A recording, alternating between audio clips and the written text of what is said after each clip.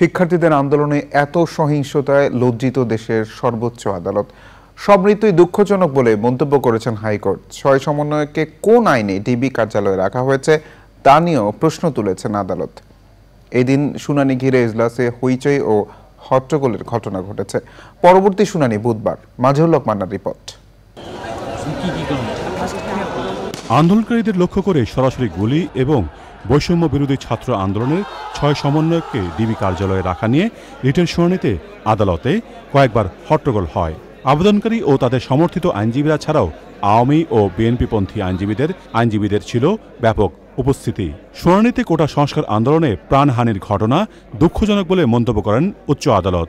বলেন, এতে তারা লজ্জিত, কেননা মানুষ ও রাষ্ট্রীয় সম্পদ সবই গুরুত্বপূর্ণ। গ্রেপ্তার বা আটক না করে কাউকে দিনের পর দিন ডিবি হেফাজতে রাখা আইনসম্মত কিনা তা নিয়েও প্রশ্ন তোলেন আদালত। এই আবেদন কেন করা হয়েছে তার পক্ষে দ্বিতীয় দিনের মতো বক্তব্য উপস্থাপন করেন রিটকারী আইনজীবীরা।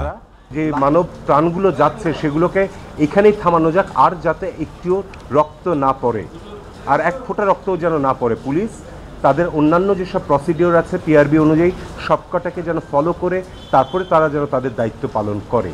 এই যে ভাতের হোটেলের কথা আমরা বলি, এই ভাতের হোটেল কি এখন রিসর্ট যে আমার বাইরে থাকতে ভালো লাগছে না, আমি গেলাম ওখানে যে রিসর্টে সময় কাটিয়ে আসলাম যাতে আমাকে কেউ ডিস্টার্ব না করে? এই দায়িত্ব কবে থেকে ডিটেকটিভ ব্রাঞ্চ নিয়েছে? এগুলোর কোনো সদুত্তর ওনারা দিতে পারছেন না। আমরা সবাই এখানে এসেছি প্রথমত নাগরিক হিসেবে, দ্বিতীয়ত এই আদালতের আইনজীবী হিসেবে। আমরা সবাই সংবিধানের প্রতি শ্রদ্ধাশীল, শুধু মৌলিক অধিকারের ক্ষেত্রে না, আপনাদের জন্যও এটা প্রযোজ্য। রিটের বিরোধিতা করে রাষ্ট্রপক্ষ বলছেন এই আবেদন চলতে পারে না। এই রিট পিটিশনে কোথাও বলা হয় নাই পুলিশ কবে কোথায় কাকে গুলি করেছে। এটার ভেগ একটা প্রেয়ার চাওয়া হয়েছিল যে পুলিশের গুলি করা অবৈধ, এবং ওনারা এটা করতে গিয়ে ডাইরেকশন চেয়েছিলেন পুলিশ যাতে গুলি না করে, এবং কোনো ছাত্রদেরকে পুলিশ গুলি করে নাই। করলেও যদি করে থাকে সুপ্রিম কোর্টের অ্যাপিলেট ডিভিশনের আদেশ অনুযায়ী প্রতিটা ঘটনার জন্য তদন্ত হচ্ছে হবে। আমরা কোর্টকে বলেছি যে পুলিশের যে গুলি করার রাইট এটা জাতিসংঘের 1990 কনভেনশন, সব কনভেনশনে বলা আছে।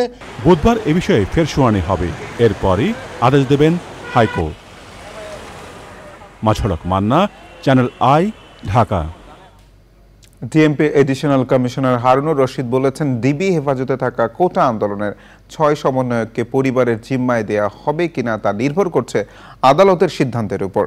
আর ডিএমপির জয়েন্ট কমিশনার বিপ্লব কুমার সরকার বলেছেন, আন্দোলনের সময় কি পরিস্থিতিতে পুলিশ গুলি চালিয়েছিল তা তদন্ত করে দেখা হচ্ছে। এরই মধ্যে বিভিন্ন থানায় 53টি হত্যা মামলা হয়েছে।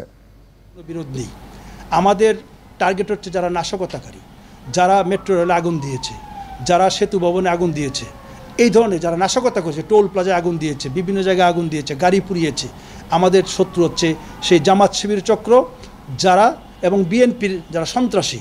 আমরা তাদেরকে ধরার জন্য, যারা একেবারে ভিডিও দেখে ফুটেজ দেখে আমরা তাদেরকে ধরার জন্য আমরা প্রাণপণে কাজ করে যাচ্ছি।